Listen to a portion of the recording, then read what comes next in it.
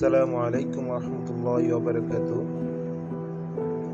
SSC 2026 সালের পরীক্ষার পূর্ণ বিন্যাসকৃত পাঠসূচি বিষয় বাংলা দ্বিতীয় পত্র বিষয় কোড 102 তোমাদের শর্ট সাজেশন এবং শর্ট সিলেবাস নিয়ে এসেছি 2026 সালের শিক্ষার্থী বন্ধুদের জন্য।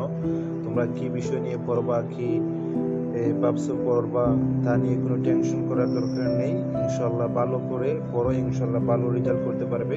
এই সাজেশন অনুযায়ী তোমরা পড়ো, ইনশাল্লাহ ভালো রেজাল্ট করতে পারবা। ঠিক আছে, তোমরা দেখে নাও এই বিষয়বস্তুগুলো কি কি রয়েছে। তোমরা ভালো করে একটু পাঠ এবং বিষয়বস্তুগুলো কি কি থাকছে তোমরা একটু ভালো করে দেখে নাও। ঠিক আছে, প্রথমত ব্যাকরণ অংশ থেকে কি কি পাচ্ছ তোমরা একটু ভালো করে দেখে নাও। বিষয়গুলো কি কি থাকছে। ঠিক আছে, প্রথমত বিষয়বস্তুগুলো দেখে নাও। ধ্বনি ও বর্ণ, তারপরে হচ্ছে স্বরধ্বনি, তারপরে হচ্ছে ব্যঞ্জন ধ্বনি, তারপরে হচ্ছে বর্ণের উচ্চারণ, তারপরে হচ্ছে শব্দ পদের গঠন, তারপর কি উপসর্গ দিয়ে শব্দ গঠন, প্রত্যয় দিয়ে শব্দ গঠন, সমাস প্রক্রিয়া, শব্দ গঠন। বিষয়বস্তুগুলো দেখে নাও। পরিচ্ছেদ থেকে কি কি পাচ্ছ, শব্দের শ্রেণী বিভাগ। এই যে পরিচ্ছেদের বিষয়বস্তুগুলো তোমরা একটু আমি দেখিয়ে দিচ্ছি তোমাদেরকে। এই যে বিষয়বস্তুগুলো দাঁড়াও, এই যে বিষয়বস্তুগুলো তোমরা দেখে নাও।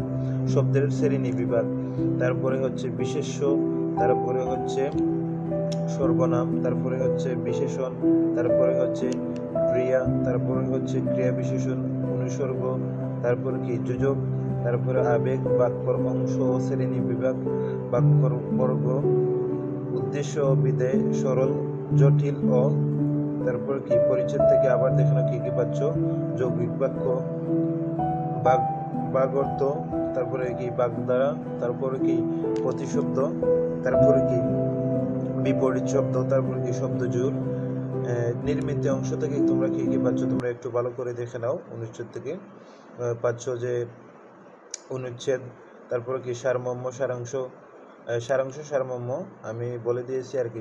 আগে সারমর্ম, তারপরে সারাংশ, দুইটা বললেই হবে, দুইটা থেকে একটা দিতেই হবে তোমাদেরকে। তারপরে কি ভাব সম্প্রসারণ, তারপরে চিত্র এবং কি সংবাদ ও প্রতিবেদন, তারপরে কি প্রবন্ধ। মোট এই অংশগুলো তোমরা নিমিত্ত অংশ থেকে তোমরা ভালো করে পড়বা এবং এইখান থেকে তোমরা প্রতিটি অংশ থেকে তোমরা এই উত্তরপত্র একটু দেখে নিবা কি কি পড়বা এবং কি কি আসবে। বুঝতে পারতেছো? ইনশাল্লাহ আমি এই সিলেবাস এর প্রত্যেকটি ধাপ তোমাদেরকে দেখিয়ে দিলাম। তোমরা যারা পড়বা এই সিলেবাস অনুযায়ী পড়ো, ইনশাল্লাহ ভালো রেজাল্ট করতে পারবা। এবারে প্রতিবেদন চিঠিপত্র ভালো করে তোমরা একটু দেখে নিও। এই জন্য শিক্ষার্থী বন্ধুরা, আমি বেশি কথা না বাড়িয়ে আজকের জন্য আমি আমার এই ভিডিও এখানে শেষ করলাম। সবাই ভালো থাকো, সুস্থ থাকো। আল্লাহ হাফেজ। আসসালামু আলাইকুম রহমতুল্লাহি ওয়া বারাকাতুহু।